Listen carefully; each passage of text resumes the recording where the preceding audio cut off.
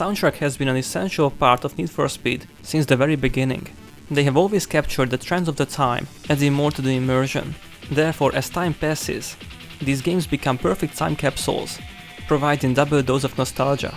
It might be weird to see that back in the day, Need for Speed games didn't have licensed soundtrack, mainly because music licensing has always been a nightmare.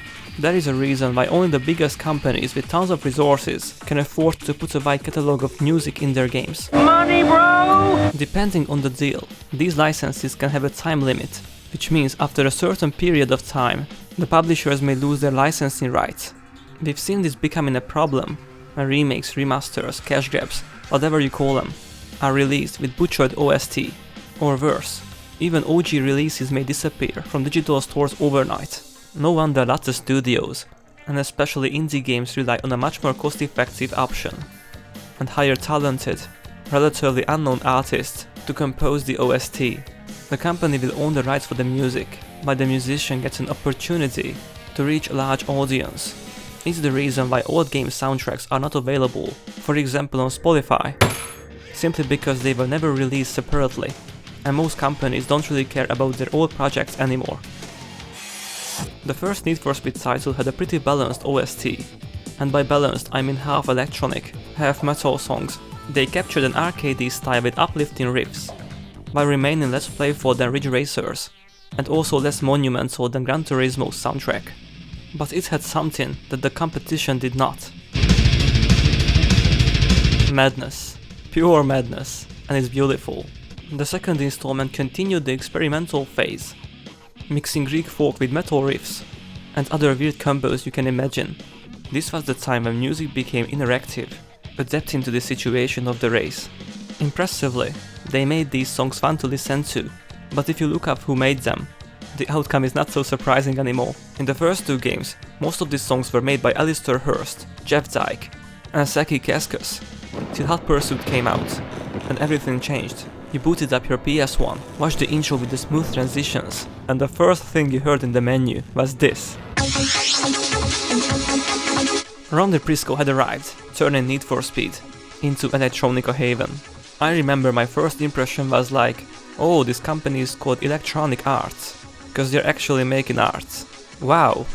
Hot Pursuit left the light-hearted tone to become much more aggressive than ever before, to make you feel like you're never really safe, and there is no place to hide, even when you're just browsing the menu. And let's not forget the narrator, who could sell ice to Eskimos without a doubt. Drive a Diablo and expect to be the center of attention wherever you go. It's that kind of car. High Stakes managed to push further the already intense tone. At the expense of rock music, variety ceased to exist. But at the same time, licensed songs started to appear in the franchise, along with a bunch of interesting sound effects that would perfectly fit into Abe's Odyssey.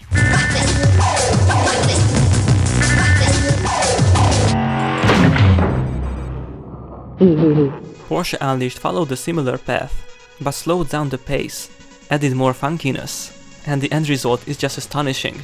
The threatened feeling is gone, leaving just enough room to breathe, before EA decided to mix up the formula. 31 County. I copy 31. Turning on the speeder that just flew by me. Hot Pursuit 2 arrived 2 years later with a new feature called EA Tracks. It's basically a partnership program in which EA collaborates with music labels to allow licensed music to play in EA's games. It was a huge deal back then, resulting in a total of 8 licensed tracks out of 15. And it was also a great way to butcher and censor songs to eternity, until they matched the game's theme and were presentable for everyone. Everyone?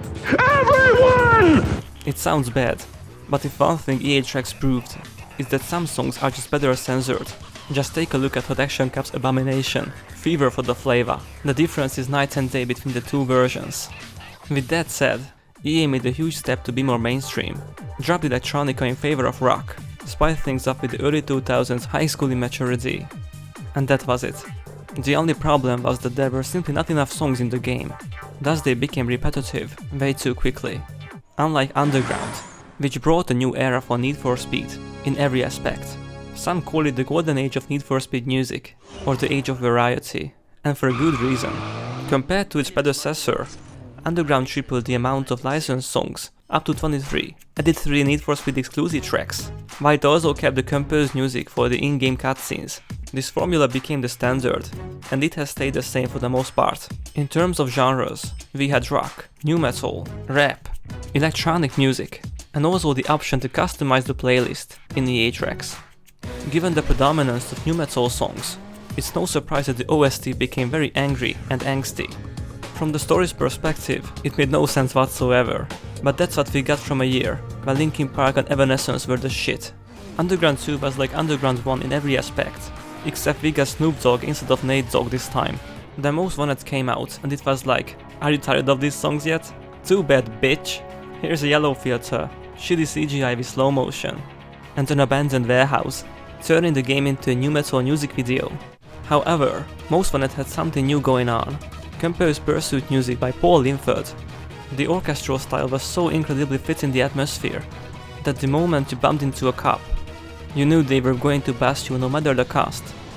The way it adapted to different scenarios was like a roller coaster ride. You felt nervous, anxious, excited, and relieved in a span of 5 minutes. Paul Linford set the bar so high that no one could reach it for a long time. When Carbon was released, people didn't want to be angry anymore, so new metal was dropped. Bye bye! Electronic music was dominant again, and EA wanted to try out a couple of new things. For example, restricting genres to car classes. It meant that by default, if you picked a muscle car, the only songs you could hear in-game were rock. I am rock! A new Canyon Duel event was introduced with dedicated, intense themes. It had to be perfect, as this was Carbon's main selling point. Another change is that apart from free roam and checkpoint races, the licensed music completely disappeared. But no matter how hard EA tried to mess it up, Extract and Trevor Morris were there to save the day. With Pro Street, EA tracks introduced tons of indie artists, while the original scores were done by Junkie XL. The overall vibe was raw and energetic, and at the same time, melancholic. The closest game I can think of with similar vibe was FIFA Street 2. Pro Street was a very unique game with a very unique soundtrack, so no surprise it was hated. Then Undercover came out. EA tracks was axed out of nowhere, RIP customization. But at least you actually felt like you were undercover, especially in the menus. The moment you stopped, you found yourself in a world where you had to solve a case on your own, while you couldn't really trust anyone. Shift and World had nothing new but Mick Gordon. Hot Pursuit, however, had a sudden tone change when it came to Pursuit themes. The way the hype was slowly built up felt as we were going to fight an epic battle, just like in God of War or Shadow of the Colossus. The same can be said about Shift 2 as well, which took itself way too seriously with its Gladiator remixes. When it came to the run, Brian Tyler did everything to make you feel like it's now or never. This time, EA went for the cinematic experience. The run hyped you up as a movie. It was as long as a movie. It made you feel like you're in a movie. Too bad, all the sounds except the music were muffled, and instead of an IMAX experience, the run felt more like a Cam-Rip movie, with burns in Korean subtitles. By the time Most Wanted 2012 was released, electronic dance music had become really popular, breaking records on every platform. I swear the music industry was putting out massive hits every other week. We even had dubstep played on radio. In the early 2010s it was all about the uplifting melodic stuff, and Most Wanted did a great job to emphasize the overall feeling. It was one of the easiest OST to relate to, simply because it was one of the most mainstream one in the series. But was completely missing from Most Wanted were the Pursuit themes, so we had to wait a year for Rivals to fill the gap. And oh boy, it did. For the first time, Need for Speed got a darker tone. It wasn't about busting racers anymore.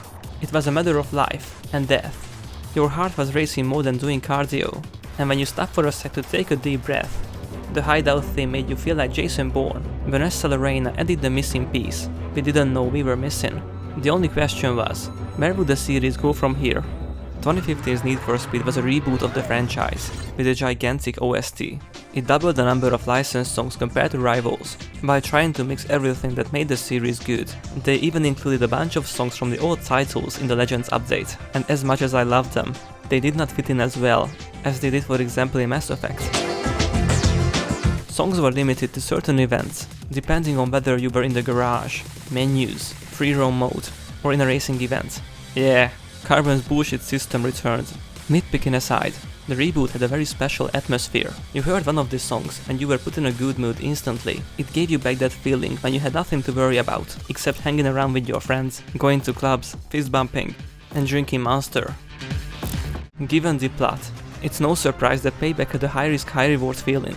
Similarly to heist movies like Ocean's 11, the focus shifted from chart-topping hits to more underground songs. As for genres, there was a sudden increase in rap, trap, grime, and for the last time, rock. Rock man. Rock man. What the hell? What kind of music is this? You don't wanna know. Since Heat took place in Palm City, which was basically a fictional Florida, the OST was heavily influenced by Latin songs. It was the time when the carbon system came back to bite Need for Speed in the back, resulting in a monotonous, tiresome experience. Songs were limited not only by events, but also by the time of day. On top of that, Heat had more tracks played in the garage than in daytime racing. If only there had been a feature to organize the playlist. But no, we got Schrödinger's EA tracks instead, which had been dead for 10 years when Heat was released, but only when it came to Need for Speed. For Madden and NHL, it was kept alive for quite some time. Meh, whatever.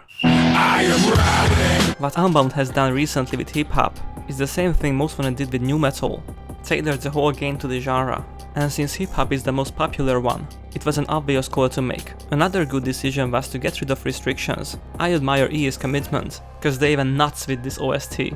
Over 70 tracks, 90% of them are hip-hop, half of them are non-English. It's kinda ironic that one of the least diverse OSTs is also the most diverse. As for the vibe, well, it's Chicago. So Chicago, that even the Pursuit themes are hip-hop. Bye!